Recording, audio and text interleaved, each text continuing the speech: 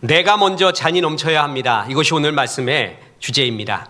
교회의 주인은 하나님이십니다.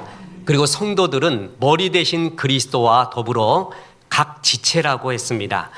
교회는 하나의 유기체이죠. 하나의 역할을 다 하는 지체들이 얼마나 감사한지 모릅니다. 헌신해 주신 성도님들께 진정 감사드립니다. 복의 근원이 되는 것이 하나님이 우리를 부르신 목적입니다. 창세기 12장 1절에 보면 여호와께서 아브라함에게 이르시되 너는 너의 고향과 친척과 아버지의 집을 떠나 내가 네게 보여줄 땅으로 가라. 내가 너로 큰 민족을 이루고 네게 복을 주어 네 이름을 창대하게 하리니 너는 복이 될지라 라고 말씀했습니다. 복의 근원이 되기 위해 아브라함을 택한 겁니다. 아브라함을 택한 이유가 우리를 택한 이유입니다. 그리고 우리를 이 땅에 보내신 하나님의 뜻입니다. 너는 많은 사람을 복되게 하는 복의 근원이 되라. 그리고 교회를 세우신 목적도 그겁니다. 너로 인해서, 이 교회로 인해서 많은 사람들이, 영혼들이 주 앞으로 돌아오는 복의 통로, 복의 근원이 되라. 그것이 우리를 부르신 목적, 교회를 세우신 목적입니다.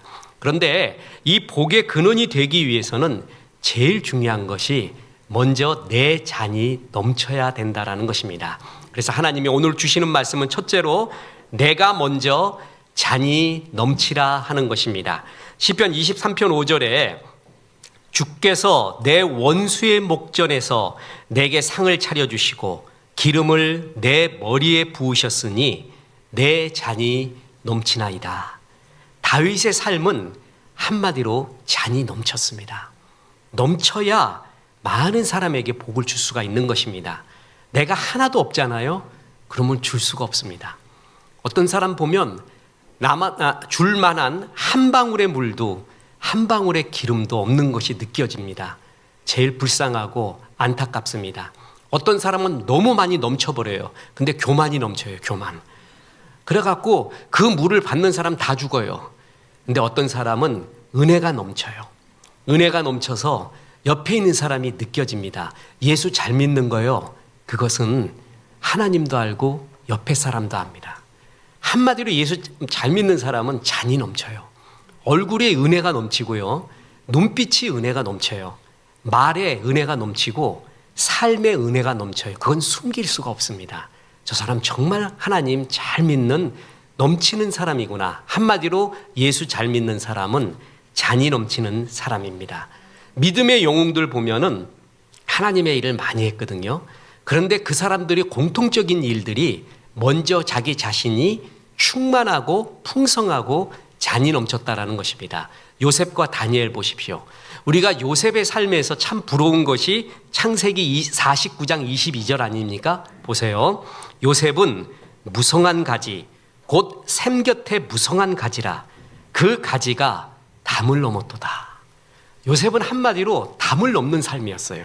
도둑이 아니라 은혜가 넘은 거죠. 꽃의 월담은 도둑이 아니잖아요. 은혜의 월담은 도둑이 아닙니다. 그 가지가 자기 정원에서도 피기에 모자랐는데 가지가 넘어갔어요, 담을. 그래서 이웃에게도 열매를 주고 그늘을 주는 멋진 복의 통로가 됐단 말이죠. 근데 요셉이 그런 삶을 살 수 있었던 근거가 뭐예요? 먼저 자기가 충만했어요. 요셉은 히브리 노예로서 애굽의 시위 대장 보디발의 집에 팔려가게 됩니다. 시위 대장이 뭐냐? 잘은 모르겠어요. 나 경호실장 정도 돼요. 경호처 최고. 애굽이라는 막강한 나라의 경호 담당, 그 집은 엄청나게 크고 노예들도 굉장히 많은 거예요. 한둘이 아니에요. 거기에 실장, 이 주인의 눈에 띌 만한 그것도 히브리 소년 노예라 말이죠. 그게 탕 뛰었어요, 요셉이. 그리고 보디발의 그 요셉을 볼 때의 느낌이 뭐냐 하면 저 애는 다른 노예와 같지 않고 뭔가 삶의 원리가 있다는 거예요. 그 원리가 뭐냐 하면 여호와 앞에서 살고 있구나. 하나님 앞에 살고 있구나라는 걸 느꼈고 그 야훼 하나님이 저를 축복하고 있구나. 그래서 그 요셉 때문에 우리 집도 더 축복하는구나 하는 것을 하나님을 안 믿는 사람이 느낄 정도였어요. 정말 요셉은 차고 넘쳤던 거예요. 그 하나님과 가까이함의 충만함이 다른 사람이 느껴질 정도로 그를 전폭적으로 신뢰할 정도로 그는 충만했습니다. 복의 근원이 되기 위해서는 내가 먼저 충만해야 된다는 겁니다. 우리나라 조선 임금들 중에 우리가 손에 꼽을 만한 임금, 성왕이 누구냐? 그럼 학자에 따라 결례가 다르지만 4명, 5명 뽑는 사람도 있고 2명 뽑아봐라 그러면은 세종과 정조를 거의 뽑습니다. 우리 잘 알잖아요. 세종대왕, 한글 창제, 집현전, 그 농사직설. 세종은 과학, 농업, 그리고 그때 농업은요, 잘 모르겠는데 흑점의 활동이 제일 활발했던 시기래요. 그러니까 전 세계적으로 흉년이 들었던 시대, 흉년이 들 수밖에 없는 시대에 조선은 풍년을 만드는 그 왕이 세종입니다. 그는 이런 애민정책, 훈민정음을 창조하는 애민정책을 필 수 있었던 근거가 뭐냐면 자기가 먼저 충만했습니다. 공부를 정말 많이 하고 백성 사랑하는 마음을 내가 먼저 충만히 갖고 있었다라는 거죠. 자, 세종의 아버지가 태종입니다. 태종이 죽기 전에 유언을 했는데 세종 쟤는 꼭 고기 먹어야 된다. 그래갖고 어릴 때부터 이 태조의 집안은 말 타고 무예가의 집안이란 말이에요. 활 쏘고 말이에요. 세종은 좀 별났어요. 말도 못하고 이놈이 아무튼 운동도 잘 못하고 그냥 들이먹기만 하고 책만 보는 거예요. 고기 너무 좋아하고. 그래서 내가 죽었을 때 3년상 하면서 아들이 왕이 이제 고기도 안 먹고 그래야 되는데 쟤는 예외로 해라. 쟤는 먹어야 산다.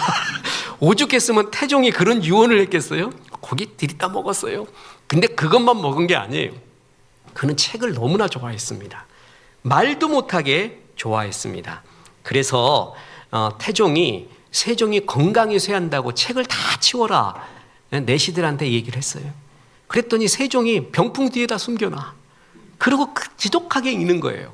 그래서 그의 유명한 책 읽기의 법칙이 뭐냐면 백독백습이었습니다. 100번 읽고 100번 습작하는 거예요. 쓰는 거예요. 그게 세종의 독서법이었거든요. 그만큼 충만했습니다.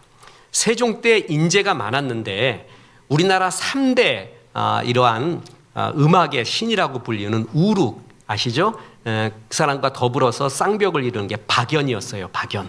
원래 그가 음악 전공은 아니었는데 박연이 우리나라의 악을 만들어가기 시작합니다.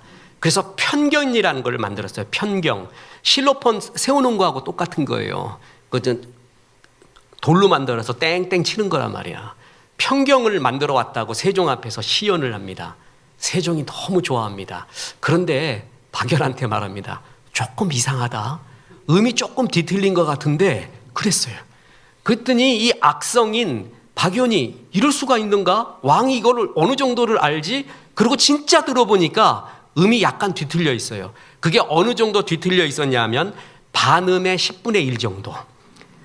그러니까 뭐 완전히 신의 경지죠. 그걸 알아차린 게 세종이었습니다. 왕들이 굉장히 싫어하는 게 경연이었습니다. 경연이 뭐냐면 신하들하고 왕들하고 모여가지고 학문을 논하면서 유교 경전에 의하면 이런 구절이 있으니까 우리가 정치를 이렇게 해야 되지 않겠습니까? 왕은 이러한 덕목이 있어야 되지 않겠습니까? 그런 거를 논하는 자리가 경연이에요. 왕들이 싫어해요. 왜냐하면 지금 왕보다 전부 공부 잘하는 사람들이잖아요. 여러분 거기에 뽑혀서 경연에 올 정도 되면 조선은 600년이 이어진 것이 과거제도 때문이라는 말이 있습니다. 그 과거에 붙는 것이 있잖아요. 장원급제 말고 그냥 급제만 하는 거. 지금 고시의 2배래요. 2배. 그러니까 거기에 붙으려면 신의 경지에 있어야 되는 거예요. 그런 사람 기라성, 그중에서도 제일 잘하는 학문 잘하는 사람이 경연에 왔는데 왕은 듣기만 해야지 뭐. 아무것도 못하잖아요. 그런데 이 조선의 왕 중에서 그 경연을 되게 좋아하고 경연 때 신하들을 가르친 2왕이 있었대요. 그게 세종과 정조예요. 공부를 더 많이 한 거예요. 그래갖고 신하들 모여 있으면 당신이 장원급제 했는가? 요한복음 3장 16절에 뭐라고 나와 있는가? 요한복음 1장 12절은 무엇이지? 그 구절 아직도 기억하는가? 과거 시험 볼 때만 공부하는가? 지금도 하고 있는가? 그래갖고 능가 하는 거예요. 능가. 그게 애민사상, 멋진 잔이 흘러넘치는 게 저절로 되는 게 아니라는 거예요. 그만큼 자기가 먼저 충만했다는 거죠. 정조대왕의 아버지가 사도세자 아니에요? 비극을 안고 살았어요. 그리고 끝내 자기를 모함하고 죽이려고 하는 세력을 그걸 견제하면서 조선의 제2의 르네상스를 일으킨 게 정조대왕이란 말이죠. 그 정조가 규장각을 만듭니다. 왕립도서관이자 싱크탱크예요. 개혁 추진의 싱크탱크. 거기서 그 유명한 이덕무, 박제가, 서이수 같은 사람이 발굴되고 그들과 학문을 논하는 게 정조의 즐거움이었습니다. 실학을 만들었죠. 실학이 부흥했죠. 그 유명한 연암 박지원, 다산 정약용, 홍대용, 그리고 그때 그 유명한 김홍도, 신윤복, 기라성 같은 사람들이 그때 나옵니다. 그 배경이 되어지고 그것을 이해하고 좋아하고 논했던 실력이 있었던 사람이 정조였단 말이죠. 특히 그는 무예에 능했습니다. 그래갖고 무예 도보 통지라는 조선의 무기 체계를 갖다가 만들고 서문까지 쓰고 모든 신하들은 이런 무예까지도 출중해야 된다. 그렇게까지 말할 정도로 무예에도 뛰어나고 특히 자기 스스로를 보호하기 위해서 활 쏘기에는 명궁 정도가 아니라 신궁이라는 말을 듣습니다. 저는 정조실록이 이게 팩트에 근거한 건가 할 때 아닐 수도 있다라고 얘기하는 제 개인적인 견해는 뭐냐면 정조의 활솜씨에 대해서 거기에 기록을 했습니다. 50발을 쏘았는데 50발 중에 49발을 맞췄대요. 그런데 한 발은 왜 못 맞췄느냐? 다 맞히면 교만할까 봐 내가 딴 데로 쏘았대. 그런 기록이 무려 10번 이상 나옵니다. 그러니까 49발을 맞췄다가 10번 이상 나와요. 그러면 현대에 이 국궁을 연구하는 사람이 그게 어느 정도 실력입니까? 그러니까 국가대표 에이스 중에 에이스래요. 에이스 중에 에이스가 그게 가능한 거지. 왕이 어떻게 그게 하겠냐 할 정도로 그는 잘 쏘았습니다. 특히 100발을 쏴서 98발을 맞췄대요. 왜 98발이에요? 50으로 나누면 하나씩 빗나가게 한 거 다 맞췄다는 얘기예요. 그 정도의 실력이 충만했습니다. 그래서 나눠줄 수가 있는 것입니다. 저는 인생의 답은 예수에 있습니다. 백문일답이라는 거거든요. 100가지 질문에 한 가지의 대답이 예수예요. 사람은 앉아서 5만 가지 생각하고 5만 가지 질문을 합니다. 그죠? 그 질문하는 인간의 답은 하나, 예수에게 다 있습니다. 그리고 모든 문제의 시작이 뭐냐? 문제 해결의 시작. 그것이 내가 은혜 받고 먼저 충만하는 것입니다. 산소 마스크 이론 수없이 말했죠. 비행기가 기우뚱해가지고 산소 마스크가 떨어지면은 제일 먼저 써야 되는 게 아버지예요, 아버지. 힘센 아버지가 써야 돼요. 그래야 모두를 살려요. 애가 쓰고 할머니가 쓰면 좋은데 자기만 살고 나머지 다 죽여요. 하는 법을 몰라서. 그리고 나중에 자기도 죽어요. 가장 힘센 아버지가 산소 마스크를 먼저 써야 돼요. 그래야 다 살리는 거예요. 그 집안에 기둥이 있어요. 그 기둥이 제일 은혜를 받아야 돼요. 교회 나오는 사람이 기둥이에요. 내가 먼저 은혜를 받아야 돼요. 그래야 모두를 살릴 수 있는 근거가 되는 거예요. 자, 또 그 찬송 아시죠? 베드로와 요한이 기도하러 올라갈새 성전 미문에 앉은 뱅이 구걸을 하였네. 제가 찬송하면 리엔이 제일 좋아해요. 리엔 은혜 많이 받으라고 박수 한번 축복합시다. 한국말도 이제 잘 알고 딸도 데리고 오고 맨날 수요 예배 금요철에 빠지지 않고 은혜 받으려고 오고 얼마나 좋은지 몰라요. 그때 구걸을 했단 말이에요. 그럴 때 베드로와 요한이 한 말이 있어요.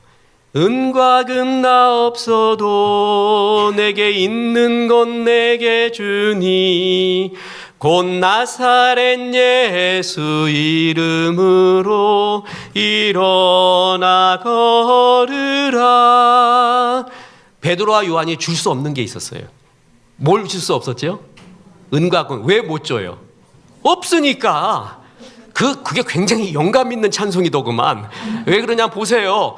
없으면 못 주는 거예요. 은과 금을 달라고 그랬는데 내가 주고 싶은데 못 준대요. 은과 금은 내게 없기 때문에 못 주고 내게 있는 것이 있는데 예수가 있대요. 그 예수는 줄 수가 있대요. 원리가 뭐예요? 없는 거는 못 주는 거예요. 있는 걸 주는 거예요. 내가 있어야 돼요. 있어야 줄 수 있는 거예요. 내가 충만해야 줄 수가 있는 거예요. 교회가 충만해야 줄 수가 있는 것입니다. 엿장수 얘기를 처음 오는 우리 성도가 있기 때문에 한 번 더 합니다. 어느 엿장수 청년 인생 역전을 소개하는 TV, 저는 이게 정말 영감받았어요. 이 청년 엿장수가 영감이 있어. 지금 시대는 그냥 가위질해 갖고 엿 팔아 갖고 되는 게 아니래. 마술을 배우겠대요. 그래서 실은 그 좋은 마술사 찾아가 갖고 넘어지고 다치고 굴르고 강 훈련해서 마술을 전수받았습니다. 그러니까 마술가 스승이 이 엿장수 청년한테 마지막이래. 이게 제일 중요한 말이래. 그리고 이 말을 듣고 하산하라 그랬단 말이에요. 그때 해준 말이 뭐냐면, 네가 즐겁지 않으면 보는 사람도 즐겁지 않다. 네가 즐거워야 된대요. 네가 신이 나야 사람들도 흥을 돋굴 수가 있대요. 내가 불타야 그 사람도 불태울 수가 있습니다. 내가 영혼을 싫지 않으면서도 그가 영혼도 싫고 마음도 주기를 바라는 것은 위선입니다. 저는 목회자가요, 성도에게 줄 수 있는 최고의 선물, 제일 줄 수 있는 선물이 바로 그거라고 봅니다. 목회자 스스로가 하나님의 깊은 샘물에 닿아서 충만하고 풍성한 모습을 보여주고 있는 것, 그게 목회자가 성도에게 줄 수 있는 최고의 선물이에요. 목회자도 삐쩍 마를 수 있어요. 힘들었거든요. 그럼 얼굴에 나타나요. 말에도 나타나고 눈빛에도 나타나요. 목회자가 정말 맨날 괴로운 일만 있고 부정적인 생각만 해서 쓴소리, 독이 나가는 소리를 한번 하잖아요. 양들은 금방 알아차립니다. 그거 굉장히 상처받습니다. 우리 동료 목사 중에 그거 갖고 맨날 회개하는 한 사람이 있어요. 오늘도 회개했다고 그래요. 왜 그러냐 그랬더니 오늘도 하지 말아야 될 말을 했대.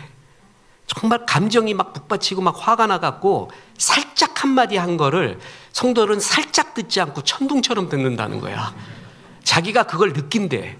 괴로워 죽겠대. 또 회개했냐? 그래서 회개했대. 그래서 그러니까 목사는 목사지요. 그걸 괴로워하는 걸 보니까 말이에요. 목사가 충만해야 돼요. 얼굴에 나타나야 되고요. 눈에 나타나야 되고 말에 나타나야 돼요. 그래야 양들이 은혜를 받아요. 그래서 목자 스스로가 충만한 것이 얼마나 중요한지 모릅니다. 내가 즐겁지 않으면 내가 하는 일을 보는 사람이 즐겁지 않습니다. 감동적인 시는 시인이 먼저 감동을 받아야 돼요. 이것이다라고. 그래야 진짜 은혜가 되거든요. 그래서 요한복음 15장 11절에 보면, 내가 이것을 너희에게 이름은 내 기쁨이 너희 안에 있어 너희 기쁨을 충만하게 하려 함이라. 이것을 이름은, 이런 말씀을 주면 하나님 말씀을 가까이 하잖아요. 그러면 하나님의 기쁨이 너의 기쁨이 된대요. 네 기쁨으로 충만하대요. 오늘 국남경 성도님, 내가 참 감정적으로 주님 본 것 같다. 하나님 말씀 중심이 아닌 것 같다. 말씀으로 살아야겠다. 그래서 로마서도 잘 나오잖아요. 하나님 말씀이 충만해요. 내가 이것을 너희에게 이름은, 성경을 준 것은, 이렇게 일러준 것은 내 기쁨이 너희 안에 있어 너희 기쁨을 충만하게 하려 함이라. 그러면 성경 잘 보면 어떻게 된다는 거예요? 하나님의 기쁨으로 충만하게 된다는 거예요. 이게 먼저 리더들이, 아니 우리 교회가 있어야 됩니다. 우리 교회가 앞으로도 복의 근원이 되기 위해서는 무엇보다 우리 교회의 잔이 넘쳐야 됩니다. 그래야 복의 근원으로 더 살 수가 있습니다. 성도 여러분이 눈물의 헌신을 해줘서 좋은 소문들이 교회가 많이 납니다. 교회가 우리 한국 교회에 좋은 중형교회의 샘플이 되고 있는 것, 소형교회의 샘플도 많고 대교회의 샘플도 많잖아요. 그런데 한 나라는 중산층이 잘 돼야 돼요. 축구도 미드필드가 잘 돼야 되는데 그 중형교회의 좋은 샘플을 여러분들이 보여주고 있습니다. 그래서 얼마나 기쁜지 모릅니다. 이것이 더 충만해지기 위해서는 교회 스스로가 잔이 넘쳐야 돼요. 그러기 위해서는 이 교회를 사랑하는 사람, 이 교회의 잔을 채워주는 좋은 헌신자들이 많이 나와야 됩니다. 시편 122편 6절에 보면 예루살렘을 위하여 평안을 구하라. 예루살렘을 사랑하는 자는 형통하리로다. 참 이 구절이 좋아요. 하나님은 예루살렘을 사랑하는 자를 사랑하십니다. 구약은 예루살렘, 신약은 교회를 의미합니다. 하나님은 교회 사랑하는 사람을 사랑합니다. 우리 성도는 평생 세 가지의 공동체에서 삽니다. 하나는 가정, 하나는 교회, 하나는 직장입니다. 그런데 교회에서 은혜를 받잖아요. 교회에서 내 역할을 하고 사랑받고 은혜를 받으면 가정이 잘 됩니다. 그리고 직장도 잘 됩니다. 교회의 생활이 얼마나 중요한지 모릅니다. 키워드를 갖고 있습니다. 저는 존경하는 원로 목사님들이 있습니다. 그 원로 목사님들에게 받았던 말씀 중에 두 가지는 제 가슴에 잘 박힌 못이 되어 있습니다. 그 중에 하나가 뭐냐 하면 우리가 너무나 잘 아는 요한 3서 1장 2절입니다. 사랑하는 자여 내 영혼이 잘됨 같이 내가 범사에 잘되고 강건하기를 내가 간구하노라. 우리가 너무나 좋아하는 구절이잖아요. 그런데 그 원로 목사님은 평생에 이 말씀을 목회 철학으로 삼았는데 이 구절을 이렇게 말했습니다. 사랑하는 자여 네 교회가 잘됨과 같이 네가 범사에 잘되고 강건하기를 내가 간구하노라. 네가 잘되려면 교회가 잘돼야 된다. 그래서 교회가 잘됨 같이 네가 잘되는 것이다. 네가 사랑하고 섬기고 있는 교회가 잘돼야 네 가정이 잘되는 것이다. 이걸 평생 가르쳤대요. 굉장히 옳은 말씀입니다. 교회를 사랑해왔던 사람, 하나님의 영광, 사람의 영광이 있고 세상은 사람의 영광을 구한다고 했어요. 이단들도 사람의 영광을 구한다고 했어요. 근데 정말 주님을 사랑한 사람, 주님 사랑을 너무 크게 보지 마십시오. 주님 사랑은 교회 사랑입니다. 그리고 예배 사랑입니다. 하나님이 작은 교회를, 힘없던 교회를 건강한 교회, 많은 생명을 살리는데 쓰임받는 그런 교회로 만들어가는데 쓰임받았던 종들, 인생 앞에서 할 말이 있는 사람들입니다. 정말 그 사람 하나님이 정말 기뻐하는 나중에 결산의 날 보십시오. 정말 너는 훌륭했다. 주의 피값으로 산 교회를, 그런 미약한 교회를 너의 눈물의 헌신으로 이렇게 아름답게 성장시켰구나. 거기에 쓰임받았던 사람, 물 떠온 하인들은 알더라. 다른 사람들은 포도주 맛만 봅니다. 이 교회 이거 좋네, 저거 좋네, 이거도 좋네. 거의 모든 사람은 포도주의 맛만 보고 이야기하는 사람이에요. 그런데 진짜 복은 뭐냐 하면 물 떠온 하인들, 어떻게 물이 변하여 포도주가 되었는가. 그 과정 속에 일했던 사람, 그 사람들이 물이 변하여 포도주가 되는 기적을 맛본 사람이에요. 하나님은 그 물 떠온 하인들의 일을, 그리고 그 수고를 결코 놓치지 않습니다. 물이 깊어야 배를 띄울 수 있듯이 내 물이 먼저 차고 넘쳐야 움시른 배도 떠오를 수가 있습니다. 저는 여러분 이제 다 알겠지만 저는 육군 병장, 이사단, 양구 출신. 난 어디 가서도 얼마나 자랑스럽게 생각하는지 모릅니다. 여러분 육군 병장 그거 쉽게 되는 거 아니에요.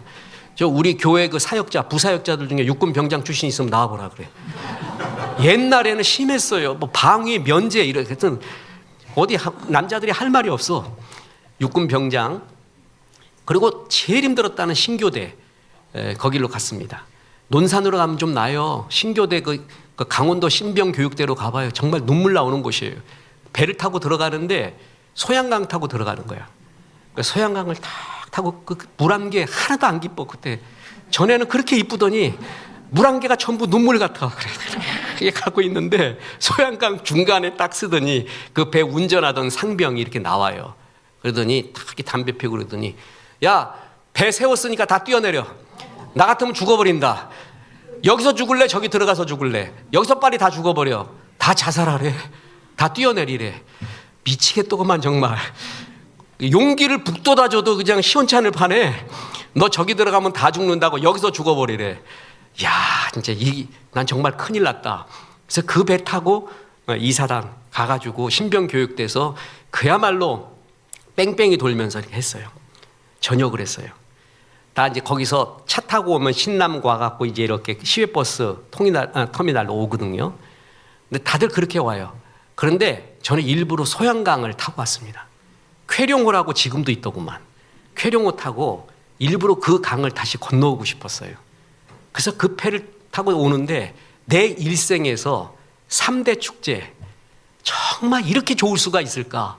이렇게 좋은 날이 있을까가 저녁할 때 소양강 쾌룡호 타고 올 때 그냥 커피를 마시는데 나 그때 소양강 커피가 그렇게 맛있는지를 내가 그때 알아서 소양강 커피.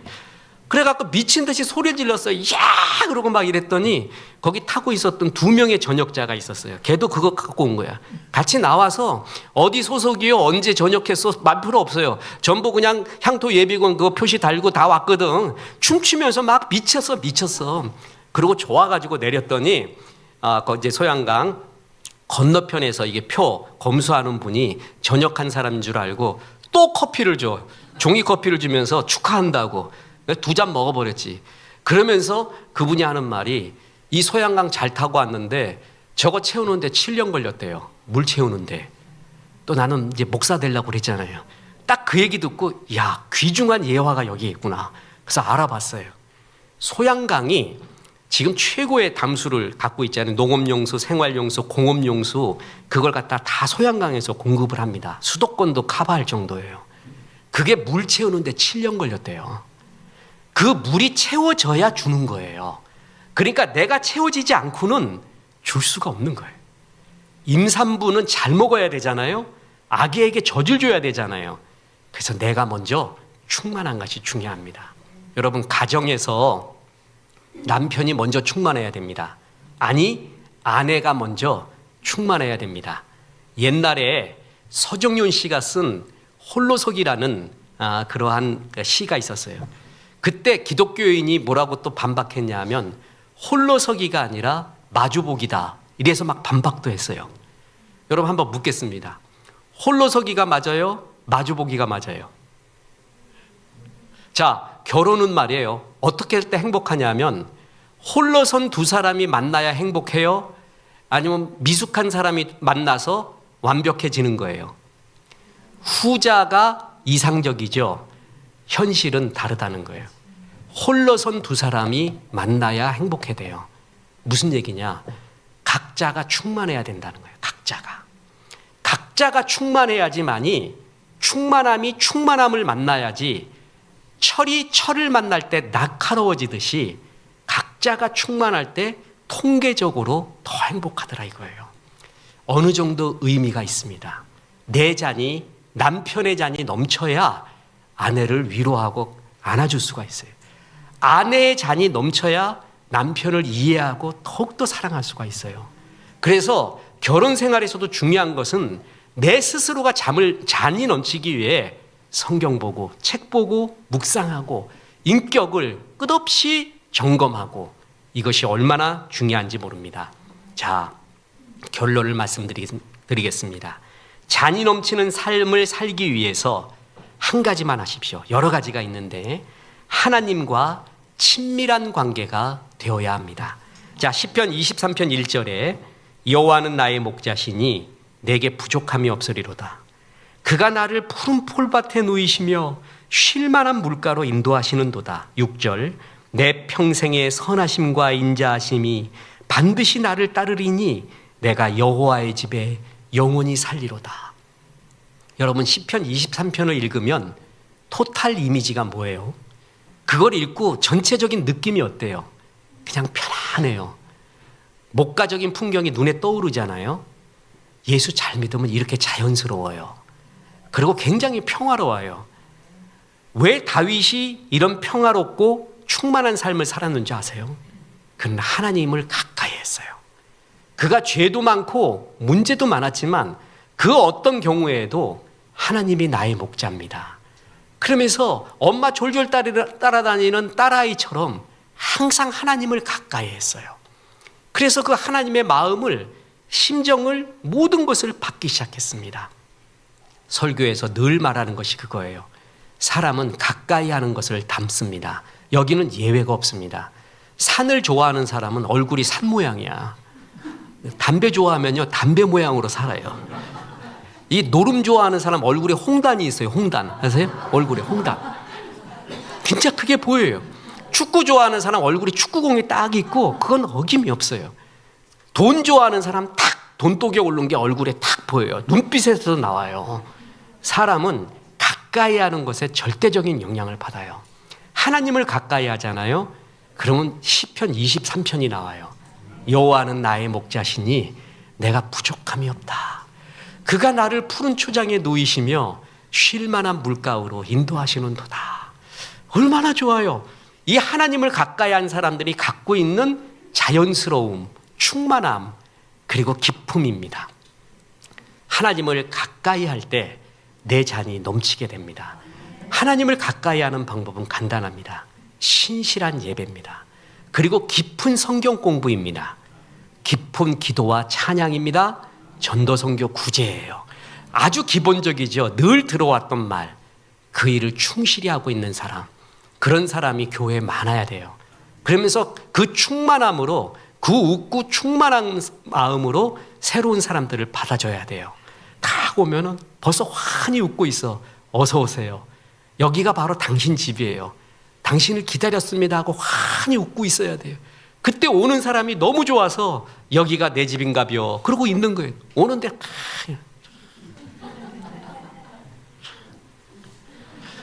아래 위로 딱 굴고 뭐 싸움닭같이 쳐다보고 있어. 싸움닭같이.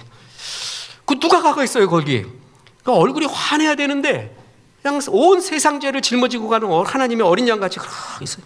온 수심이 가득해가지고 나 예수 믿으면 안 되겠다. 저 사람같이 되겠다. 그래갖고 안 믿어. 내가 충만해야 돼요. 그죠? 그러기 위해서 은혜를 내가 먼저 받아야 돼요. 하나님의 말씀 많이 보면 기쁨이 있습니다. 기도하고 신실한 예배하고 찬양하고 그리고 전도하고 그럴 때 내가 충만할 때 그게 교회를 사랑하는 길이고 교회가 충만할 때 교회가 세워진 목적인 복의 근원이 될 수 있는 길입니다. 성도 여러분, 먼저 충만하시고 교회가 충만하도록 도와주십시오. 그래서 더 많은 선한 일을 하고 우리 교회를 통해 많은 영혼들이 구원받고 또한 위로받는 귀한 교회 되기를 주 예수의 이름으로 축원합니다. 우리의 영원한 찬양입니다. 비전 찬양 하나님 앞에 드리겠습니다.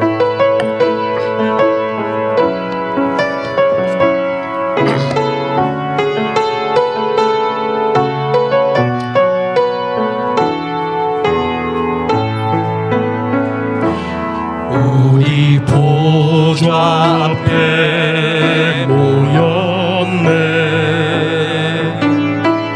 함께 주를 찬양하며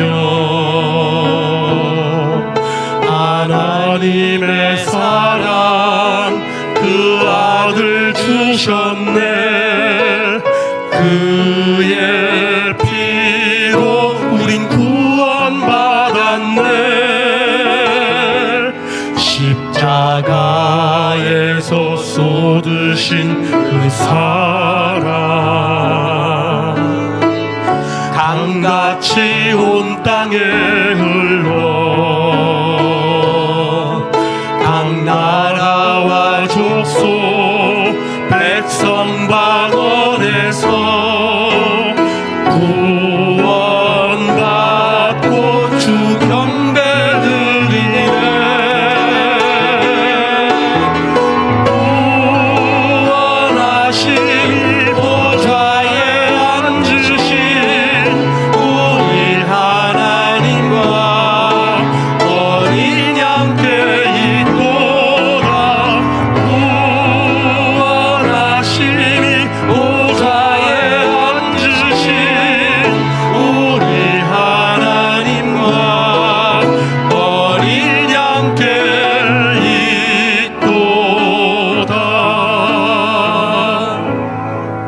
이제는 우리 구주 예수 그리스도의 은혜와 하나님의 크신 사랑과 성령님 교회를 더욱 사랑하라 말씀하심이 이 말씀에 아멘한 성도님들, 교회가 여기까지 오도록 섬겨왔던 수많은 성도님들, 하나님의 축복이 가득 임하기를 우리 주 예수 그리스도의 이름으로 축원하옵나이다.